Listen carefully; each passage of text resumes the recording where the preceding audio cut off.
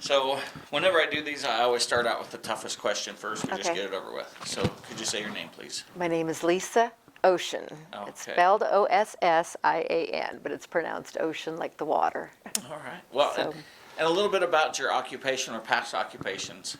I've taught community college for a little over 25 years in that. So I've taught everything from history to English to political science to journalism to speech and communication for the techs trades and that. So a little bit of everything. I taught at Southwestern Community College in Creston for 4 years, and then I taught at DMAC for 13 years. So, All right. and some others. Would you be interested in sharing some about your education? But my education, I did a bachelor's degree at Iowa State in English, and then I had several minors. And I really loved Iowa State. Both my grandfathers had gone there, my parents had met there, so certainly a cyclone. And then I did my master's degree. I drove out to Ypsilanti, Michigan. I went to Eastern Michigan. So I packed up everything I owned in a '79 Honda Civic and drove east. And I did my master's there. And then I kind of came full circle and I did a doctorate in agricultural history at Iowa State. And then my research areas were World War II. So. Okay. If you don't mind, tell us a little bit about your family. About my family? So, like I said, my grandfathers had gone to Iowa State. My mom and dad met there. Both my parents were involved in county government. My dad had been a state park ranger, and then he moved back home and was a park ranger in Montgomery County. My mom was an assistant county recorder, and then she ended up running as an independent for that position. I have 3 daughters, range 12 years in range. So my joke is one of them likes me at any given time, but not used to having sisters because I grew up with all brothers, so that was a little different. So my oldest is a cosmetologist and lives in Bondurant, and she has 2 children. My middle daughter, Nellie, is living in Des Moines, and then my youngest daughter, Britta, is at St. Ambrose, and we'll probably hear from her in about 10 or 15 years politically. So. St. Ambrose is the bees. The bees, yes. Right. So how long have you been a part of Mahaska County? I moved here about 2.5 years ago. I gave kind of the story earlier that, when I got out of the car at Oskaloosa, I just fell in love with the town. It was in December, and the snow was falling, and the Christmas music was on, and the square looked so quaint. And I've lived in Iowa, a number of different communities over the years, and so I really know Iowa, and picked Oskaloosa just for its quaintness and all its opportunities. Yeah. Well, what made you want to seek political office? Well, as a historian, you study this a lot, and studying women's studies, I realize there's not been enough women in office, and sometimes, you got to put the effort, where you've been talking about it for so many years in that, and so I've been thinking about it off and on, and thought about it when we moved out here. Central Iowa is a little harder to break into as far as political office in that. And so I've been thinking about it a long time. Certainly, I know as well, local office, there's often the most important and sometimes the most neglected as well. So. Well, how do you plan to involve the residents of Mahaska County in the decision-making process in the future? Well, we've already been doing that. We've been going out to a lot of the meetings and that. So we've been going to the city council meetings and finding out who's mayor, who's on the council, who's attending those meetings. So finding some of the activists, and that has been one step. Going to some of the others like the volunteer firefighters, appreciation dinner, seeing who's doing that kind of service to the community as well. Also trying to go to some of the clubs. I've been to the Golden Goose Club. I'm going to the Rotary. I want to go to the Lions. And so that's a different level of service and that. So I think once people kind of know your face and your personality, and oh, so and so knows you too. I think that'll be a good way to reach a good portion of the people in Mahaska. Okay. So, if you were to be elected as a county supervisor, who would you represent? Well, I'm going to represent everybody, certainly, in Mahaska County. I think it's important to represent Oskaloosa. I've been a little surprised that residents of Oskaloosa have not been, on the board. I've also, there's been no women who've been elected to this position the entire history of the county, 175 years. And that. So I think on a committee of 3, I think it's good to get some of those different perspectives, and that, so that you can represent all of the residents. One kind of select group can't. So. Well, do you have a plan for the ongoing relationship between the county and the incorporated cities, so Oskaloosa, New Sharon, Fremont, those kinds of places? Just what we've been doing. It was so nice yesterday when I was checking out my groceries at Hy-Vee, and George, who's the mayor of University Park, was in front of me, and so we could talk, and feel free, to have that kind of conversation. So I think going to their meetings, and hearing what the business is at hand and what's of concern, different ideas about funding. Learning what grants some communities are doing, which is fantastic. I think there's a number of different ways to fund projects, but you have to know what people are doing and what's of concern. So doing a lot of just going to their meetings and to their events, and giving them a chance to let you know what's important to them. So. Okay. So as we all know, medical costs continue to increase, Yes. particularly the cost of insurance for that. And the county's had to look at ways to help with that cost. I mean, so how would you look at to help the county, both the county itself and the county's taxpayers, make the most of that situation? Of alleviating the cost or helping to make the cost reasonable? Okay. Insurance is a very complicated problem, which I actually kind of enjoy.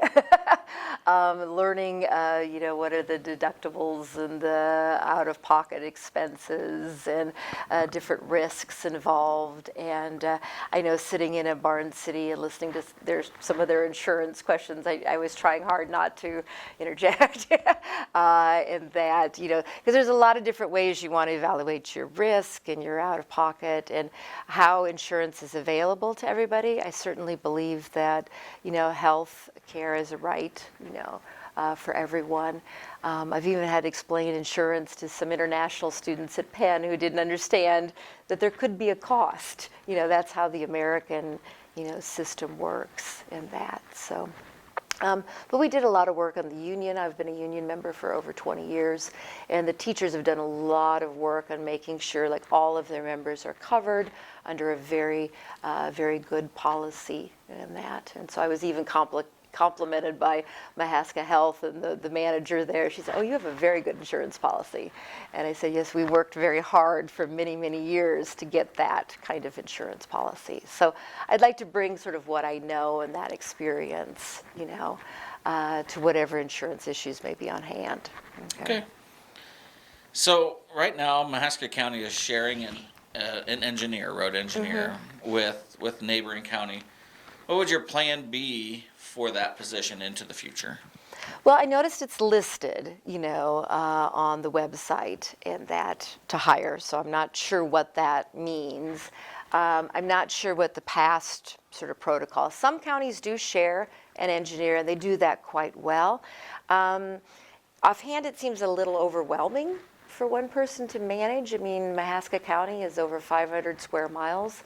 And so there are a lot of things going on in just that one county. I think it's an overwhelming job for one engineer in that. So, but I would look at what projects need to be shared. There's some things that are going to be between counties and that. So I'd like to sort of strike that right balance. But I think the county does need an engineer, Okay. and finding a way to fund that. Alrighty. So when you're looking at the county's road system, there's gravel, we have pavement, all of that. What are your thoughts and maybe your future plans for that road system? Yeah. Roads are always an issue. My great-great-uncle had been 100 years ago on the Iowa Good Roads Commission for Iowa. Their slogan had been, get Iowa out of the mud. And I think we sometimes forget how far we've come in 100 years. And that roads were so bad in Iowa, you couldn't, if it was raining or a blizzard, you might be stuck for days, if not weeks, and that. So certainly roads are important. For all sorts of levels, kind of managing what that can, what that is. Maybe looking for some opportunities. I know in Barnes City, they said they had an opportunity in the 70s to make concrete roads, and they passed it by. So sometimes I think you have to pay a little bit more so that you have something in the longer run. But certainly people need to have access, not only for safety, but for their work. A lot of people aren't commuting anymore. So you have to have that, So one of the issues that's been going on with the county and the regional airport is what do you believe should happen with 220th Street for the regional airport? Well, I haven't seen, I went to the library and I looked. There was a study done in 2017 that's about this big on the regional airport, and I couldn't find anything in there about the street and that.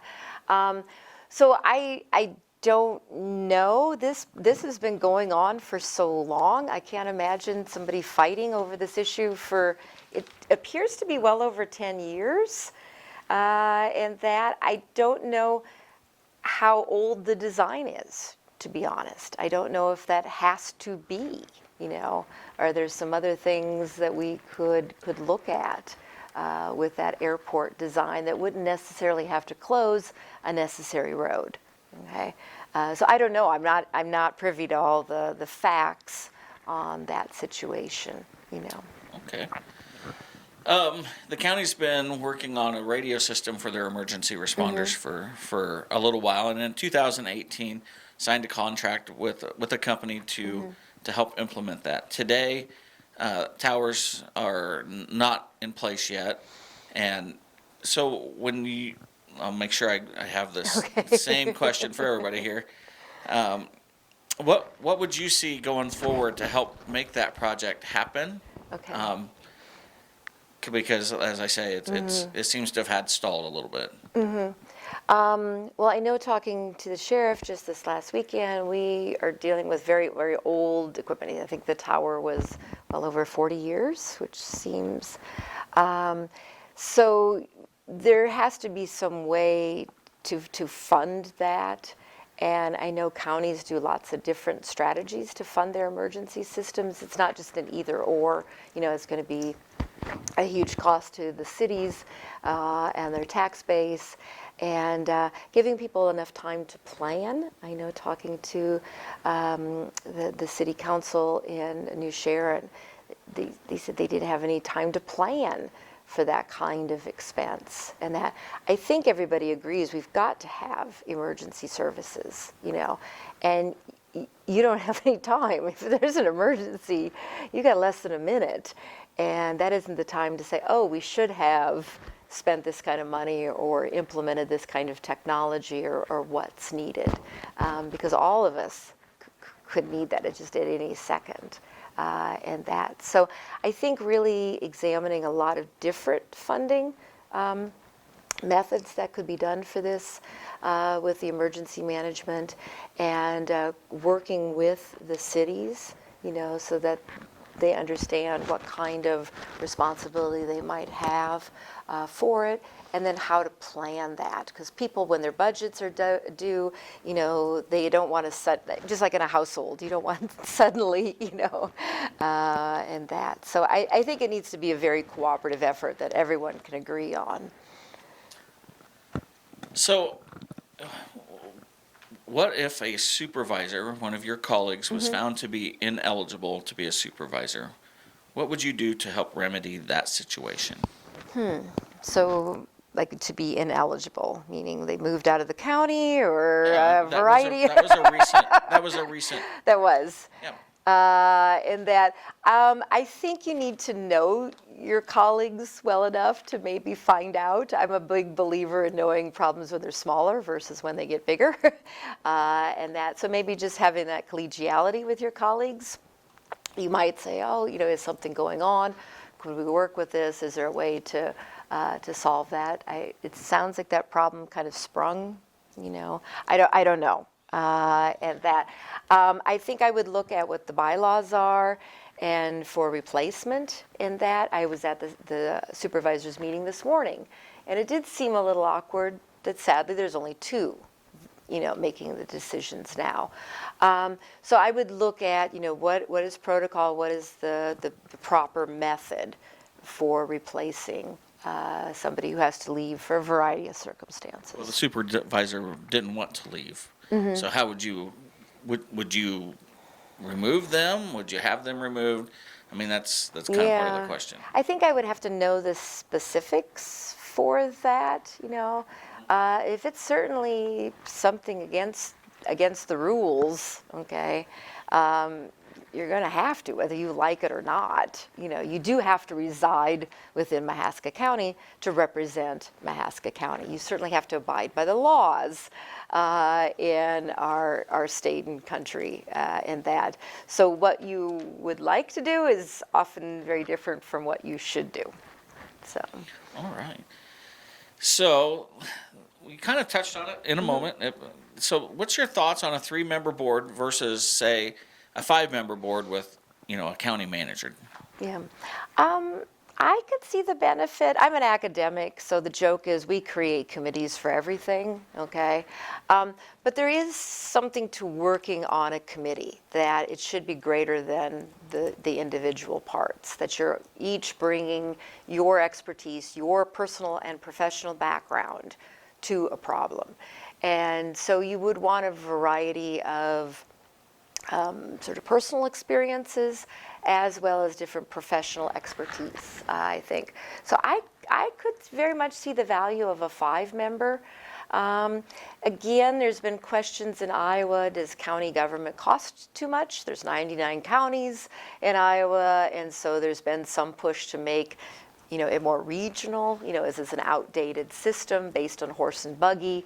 How quickly could you get to the county seat and that? But I think there's enough area in each county that it merits having perhaps some more, maybe a regional manager, but maybe a county manager, but somebody who's pretty versed in those sort of more day-to-day things that need to get done. It's sort of like in the household, if somebody's not paying attention, to the gas bill, electric bill, everything, then you can end up losing a lot of money. So county manager might more than pay for itself. So you are running, of course, under a specific party flag, and generally this position or supervisor position is nonpartisan. What are your thoughts about having this position officially changed to a nonpartisan one? I've always been very in favor of that. I had witnessed in my early adulthood, my mom had been assistant county recorder, and she knew that job. She'd been there 10 years. She knew that job inside and out. And there's a lot of details to the recorder's position. And sadly, when the recorder retired, then Mom had an opportunity to run for that. But somebody else new came in, didn't even know where the recorder's office was, but decided it'd be nice to run for a county office. And they had a lot of name recognition in the county, and so they won the primary. And so my mom ran as an independent, and she got a lot of backlash. There was so much partisan politics in the job when a lot of it was, how do you process these different documents and do that? There was a lot of technicalities to that position that didn't matter whether you were a Republican or Democrat and that. So a lot of it's sort of the person and the background and what they bring to the table. And so I could really see this being a nonpartisan I think that would really help. I think it would encourage more people to run for these kinds of offices.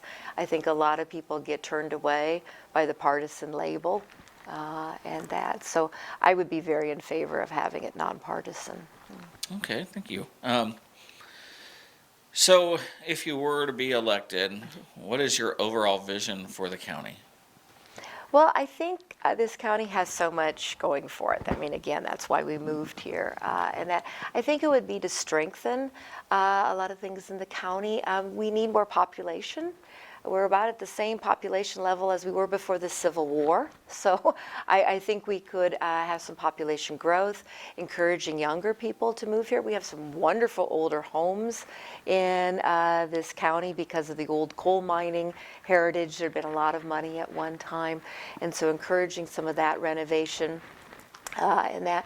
Certainly you've got to maintain the infrastructure for that. People want clean water, they want good roads, they want Wi-Fi and all of those kinds of services that they need in the modern world. We've got some beautiful parks. I've been on some of the different trails here and so kind of encouraging the parks and the prairie areas as well. Got great schools, encouraging the why, so we have early childhood, and that's a really, really strengthening what we already have in place. Okay. Well, this will be my last official question. So what makes you different from supervisors in the past? What makes you unique? Makes me, one is I know the past. I'm a historian, and I am an Iowa historian. I've written 2 books in Iowa, one about Iowans during the Second World War, and I've also written another book that won the Shambaugh Award for Iowans during the Depression era. And so what I wrote about was rural Iowa and the Depression dilemmas that they faced in the years from 1929, when the stock market crashed, through 1933. And what I learned from that is that people worked really well together. They kept up morale. They were very creative in how they approached problems. They very much feared violence, and that, and wanted to really strengthen, Iowa as a community. And that was really emphasized at the time. And I think that lesson is just as valuable, if not more, today. And I've also been a teacher for a long time, so I know how to present a lot of different issues and weighing different opinions. And that I've managed a lot of classrooms. Each group has its own personality. And so I think I've been very good at that kind of people skill, if you will, over the years. Well, so now that we've ended my official questions, I open this up for you. So if there's a topic or a subject or just a thank you that you would like to give voters and maybe why they should vote for you, then I turn the floor over to you. Okay, well, I would like to give a very big thank you. This has been a crazy year for everybody. My brother calls it a tsunami year. We've all just been hit by everything, every which way. It's very easy to get pessimistic during these times when we've had everything from unemployment to the weather, and that. And so I would really like people to think about these local positions and to really think about how it affects your day-to-day life. Sometimes we get all stirred up by the national politics, and as we've been saying around the county, this is local. Okay, and you want to be voting for somebody who's going to really, really care about the local concerns. All righty. Well, I thank you for your time for coming in. Thank you. All right. Have a good day. Thanks, you too.